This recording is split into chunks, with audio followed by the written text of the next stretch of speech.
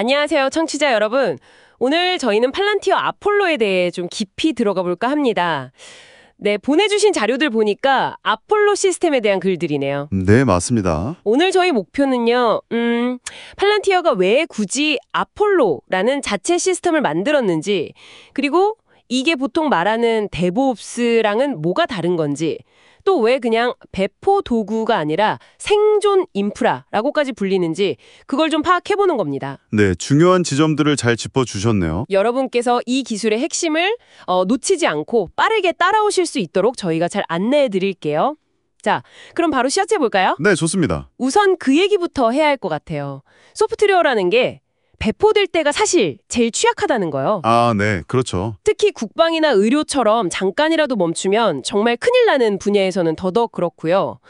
근데 보통 데브옵스라는 건 안정적인 클라우드 환경, 이걸 좀 전제로 하잖아요. 맞습니다. 그게 일반적인 가정이죠. 근데 팔란티아 고객들 환경은 전혀 그렇지 않다. 이게 문제의 핵심인 거죠. 정확합니다. 예를 들어 전장 한가운데 아니면 통신이 될까 말까 한 외딴 곳, 심지어는 인터넷이 아예 안 되는 잠수함 내부 같은 곳, 이런 데서도 소프트웨어는 계속 문제없이 돌아가야 하거든요. 기존 데브옵스 방식으로는 사실상 불가능에 가깝습니다. 그래서 자체 개발을 할 수밖에 없었다. 네. 그래서 팔란티어가 아폴로를 직접 만들게 된 거죠. 그렇군요. 그럼 아폴로가 정확히 뭔가요? 앞서 그냥 배포 자동화는 아니라고 하셨는데 어떤 점이 그렇게 특별한 걸까요? 네. 그게 주의예요. 아폴로를 단순히 배포 도구로 보면 좀 놓치는 게 많고요. 뭐랄까? 시스템을 계속 살아있게 만드는 생존 인프라, 이렇게 이해하는 게 더 정확합니다. 생존 인프라요? 좀 더 설명해 주시겠어요? 네. 핵심은 이거예요. 팔란티어가 직접 통제할 수 없는 환경, 그러니까 예측 불가능한 고객 환경 속에서도 시스템이 알아서 생존하고 재기능을 하도록 만드는데 초점이 맞춰져 있다는 거죠. 이걸 위해서 두 가지 개념이 중요한데, 하나는 사전 배치된 인텔리전스, 또 하나는 상황인지 런타임입니다. 사전 배치된 인텔리전스, 상황인지 런타임. 조금 어렵네요. 쉽게 말하면 이런 거예요. 만약에 네트워크가 끊길 것 같다. 그러면 그 전에 필요한 실행 파일이나 데이터, 아니면 문제가 생겼을 때 어떻게 복구할지 그 방법까지 미리 시스템 안에 심어두는 거예요. 이게 사전 배치고요. 미리 준비를 해놓는 거군요. 네. 그리고 시스템이 자기가 지금 어떤 상태인지, 주변 환경은 어떤지를 스스로 파악해서 최적의 버전으로 작동하는 것. 이게 상황인지죠.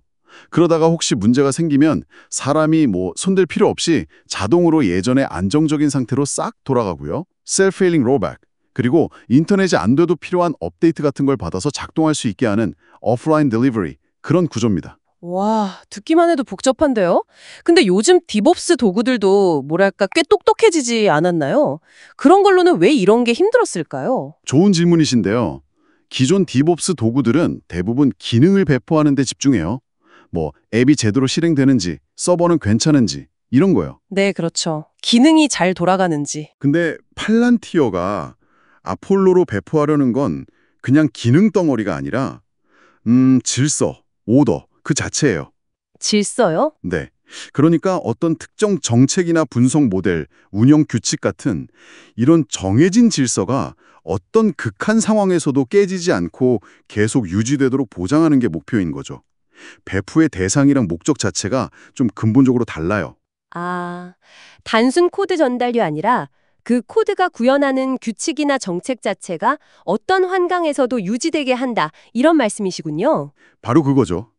실제 사례를 들어보면 좀 더 감이 올 것 같습니다. 자료 보니까 영국 NHS나 우크라이나 전장 이야기가 나오던데 여기서 아폴로가 어떤 역할을 했을지 좀 추측해 볼 수 있을까요? 물론 이건 자료 기반 추정입니다만. 네, 추정이지만 충분히 가능성 있는 시나리오죠. NHS 같은 경우엔 전국에 병원들이 엄청 많잖아요. 근데 IT 환경은 다 제각각일 거고요.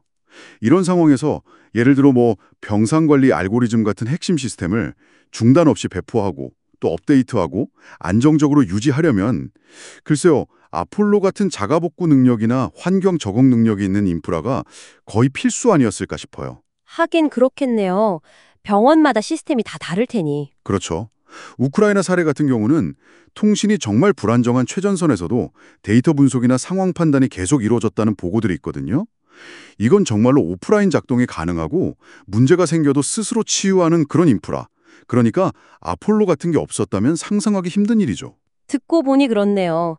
결국 아폴로는 팔란티어의 그 핵심 제품들, 뭐 파운드리나 AIP 같은 것들이 진짜 어떤 환경에서도 문제없이 돌아가도록 뒤에서 딱 받쳐주는 그런 기반 기술인 셈이군요. 네, 맞습니다.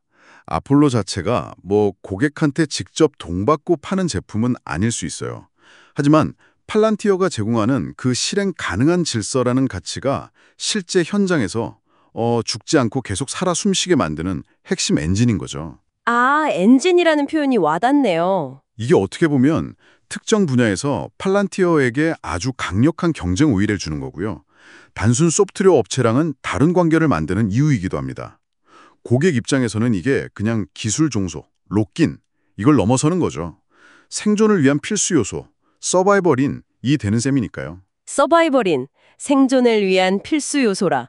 흥미로운 관점이네요. 그만큼 미션 크리티컬한 분야에서는 중요도가 높다는 의미입니다. 고객 입장에서는 물론 생존에 필수적일 수 있겠지만 동시에 좀 어떻게 보면 특정 기술에 너무 의존하게 되는 그런 부담도 있지 않을까 싶은데요. 물론 그런 측면도 당연히 존재합니다.